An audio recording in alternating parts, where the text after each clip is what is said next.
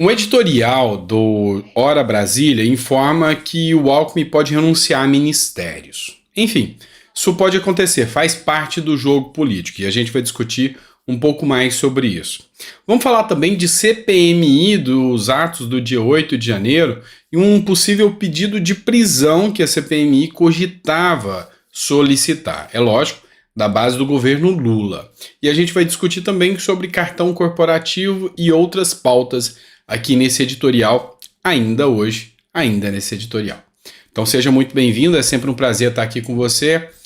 Dá o like, eu sei que eu não gosto de pedir, que você não gosta que eu peça, mas a gente precisa disso, senão o vídeo não ganha engajamento. Então dá o like, curte, compartilha, e se não for inscrito, dá uma força pro canal, inscreva-se no canal. Quanto mais pessoas fazendo parte dessa família aqui, discutindo política, falando de política, mais importante, tá bom?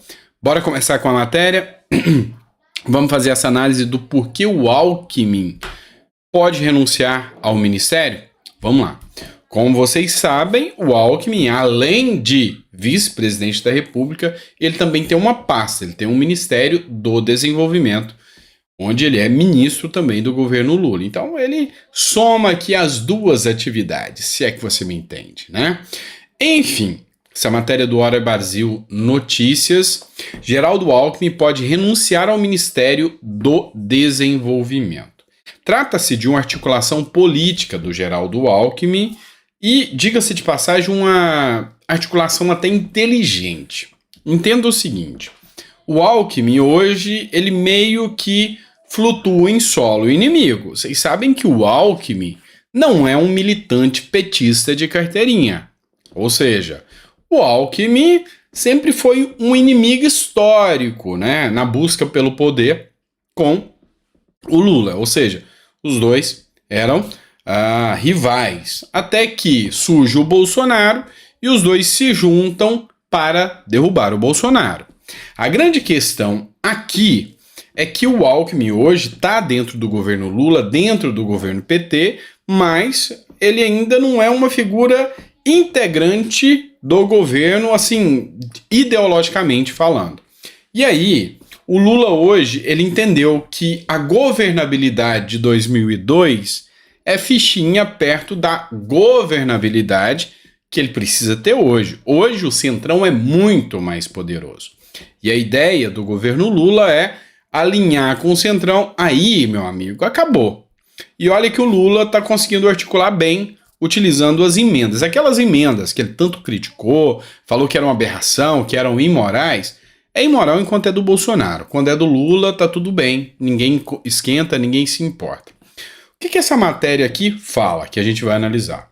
O vice-presidente Geraldo Alckmin tem sido uma peça-chave na defesa do ministro de Portos e Aeroportos, o Márcio França, que já foi governador aqui do estado de São Paulo e é do PSB, partido do Alckmin, diante do turbilhão político que visa manter França em seu cargo, apesar das pressões por sua substituição. O Partido Republicanos queria o Ministério dos Esportes. Vamos lá, só para você entender essa intriga toda. Perdão. O Partido Republicanos é o partido do Tarcísio. E o Partido Republicanos falou, olha, a gente entra no barco Lula. Vamos provar a nossa fidelidade, libera algumas emendas pra gente, que eu voto a favor da reforma tributária. Essa mesmo que pode ter o imposto mais caro do mundo. Enfim, o que você não faz por um cargo, né? Por um ministério? E aí o Republicanos queria o Ministério dos Esportes. Quem é a ministra dos esportes é a Ana Moser. Lembra aquela jogadora de vôlei? Então, a Ana Moser, ela teve uma pressão muito grande dos jornalistas, de membros do esporte, falando, não vamos aceitar, nós vamos nos virar contra o governo Lula se você tirar a Ana Moser. Então o Lula falou, a Ana Moser, ninguém tira. As feministas movimentavam, mas por que o Lula só quer tirar fora mulheres? Ele não era um cara que falou que ia defender as mulheres? Então, por que vai tirar as mulheres? E aí, quando o Republicanos viu que o Ministério do Esporte, que tem uma verba muito boa, não ia rolar, falou, não, então agora a gente quer o Ministério do Márcio França, dos portos e aeroportos.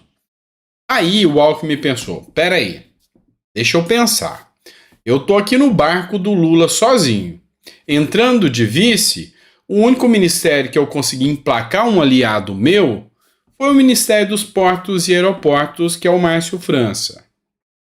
Se o França sai, eu perco o apoio dele e eu fico sozinho no barco petista. Então, eu prefiro renunciar, entregar o meu posto de ministro da infraestrutura aqui, ministro do desenvolvimento, perdão, perder o cargo de ministro, entregar o ministério e ficar com o Márcio França ainda dentro do governo Lula.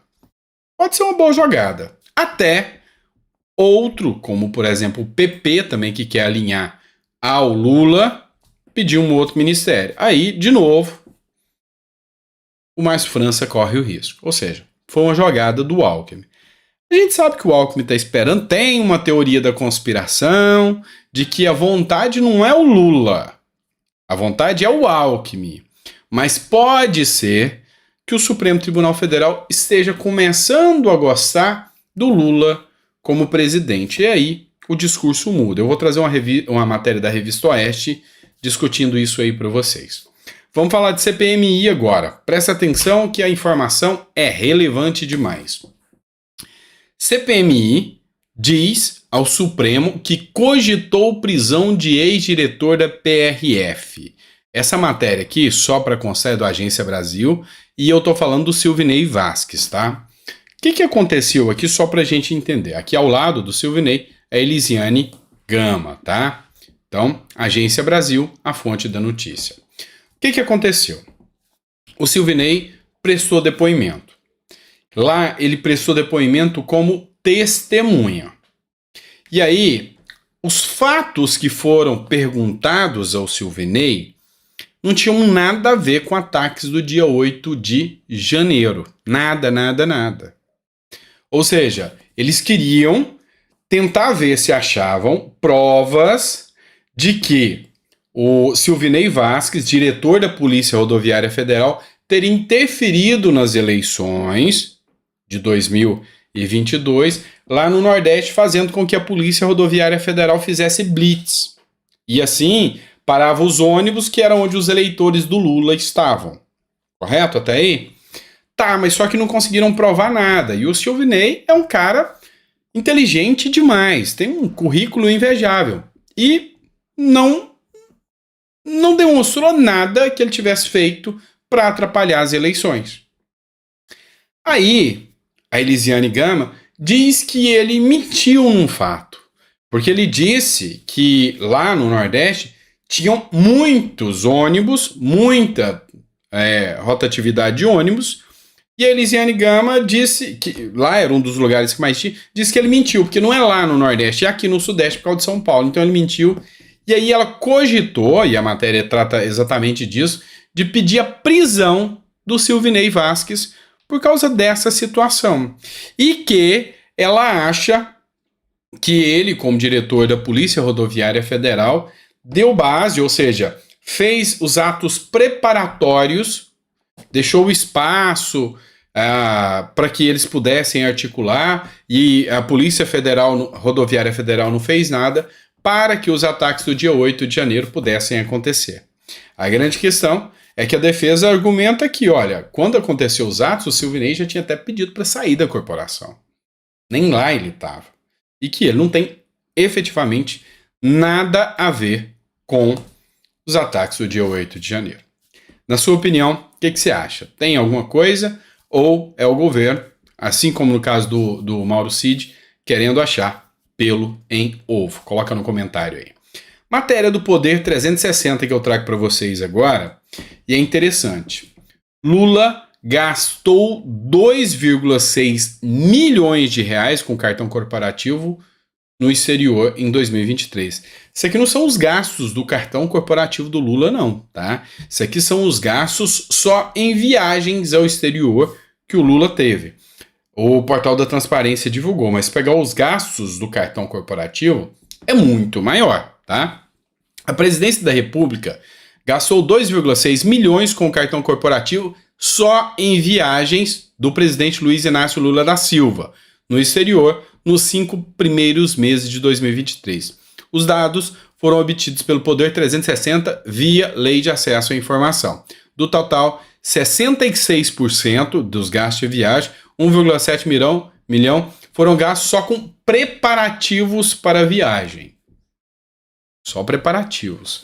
Na Europa, Lula foi a 3 países nos 5 primeiros meses do governo e gastou mais de $500 milhão, quase 600 milhões só nas viagens nesses 3 países da Europa. E aí é onde entra aquela questão. Eu lembro de um ex-presidente onde o assunto era só cartão corporativo. Você lembra disso? Ah, absurdo os gastos do cartão corporativo, quantos gastos! Lembra que a mídia falava muito de um certo ex-presidente sobre essa questão de cartão corporativo? A gente hoje começa a entender que a mídia... Começa a entender não, a gente sempre soube, né? Mas que a mídia tem uma preocupação muito grande em esconder pontos e dados sobre o atual presidente Lula. E aí, alguns jornais, como Poder 360, o Antagonista, o Estadão, vem fazendo um papel, o Metrópolis vem fazendo um papel de colocar esses pontos, não com a mesma virulência, não com a mesma força e com o mesmo ataque que eles faziam em relação a Bolsonaro, mas eles, enfim, colocam pautas vira e mexe falando sobre a questão de cartão, ou seja, críticas a Lula. Então, são os poucos que têm coragem de fazer essas críticas. Na grande maioria, Lula, paz e amor, e ninguém fala nada. Matéria da Revista Oeste para vocês, e essa aqui eu achei interessante. Ministros do STF mudam votos e beneficiam o governo Lula. Desde o início do governo Lula, dois ministros do Supremo Tribunal Federal mudaram votos dados anteriormente. Os novos posicionamentos mostraram uma tentativa de aproximação com o governo petista. É exatamente o movimento contrário que ocorreu com Jair Bolsonaro, quando a corte, atendendo aos pedidos dos partidos de esquerda e de organizações, anulou dezenas de leis e decisões do executivo. A reportagem da Folha de São Paulo, publicada na edição dessa quarta-feira, dia 19, lembra que Gilmar Mendes e Luiz Roberto Barroso mudaram votos enquanto Luiz Edson Fachin e Dias Toffoli adotaram posturas para receber o agora ex-advogado de Lula, Cristiano Zanin, como ministro da Corte. É importante a gente fazer uma análise aqui, tá? Porque à época havia um argumento muito forte, que o STF não deixava o Bolsonaro governar. Você lembra disso? E muitas pessoas criticavam, até eu mesmo já fiz críticas sobre isso, que, sempre terceiriza a responsabilidade. O STF não deixa isso, o STF não deixa aquilo, o STF... E aí, nessa matéria, você começa a entender que isso é verdade. Isso é verdade. Que o STF, realmente, ele tinha uma postura diferente durante a gestão Bolsonaro e agora durante a gestão Lula, chega ao cúmulo, ao ponto de ministros mudarem o seu posicionamento para adequar a situação agora ao governo Lula. Pois bem, eis que, nesse interim, temos um ministro que diz que derrotamos o bolsonarismo, eleição não se ganha, se toma. E aí, por um lado, cresce o sentimento do brasileiro de que o jogo teve uma ajudinha do juiz. Cresce esse sentimento, ou seja, durante o período de gestão Bolsonaro, o Bolsonaro realmente foi travado e o STF colocou esse entrave aí na gestão Bolsonaro. Não sou eu que estou falando, é a Folha de São Paulo e a Revista Oeste reverberando essa matéria, tá bom? É isso, pessoal. Espero que vocês tenham gostado do nosso editorial de hoje. No próximo editorial, a gente traz mais conteúdo de relevância. A gente volta ao meio-dia para trazer mais um conteúdo relevante para vocês, tá bom? Grande abraço, fica com Deus e até o próximo vídeo.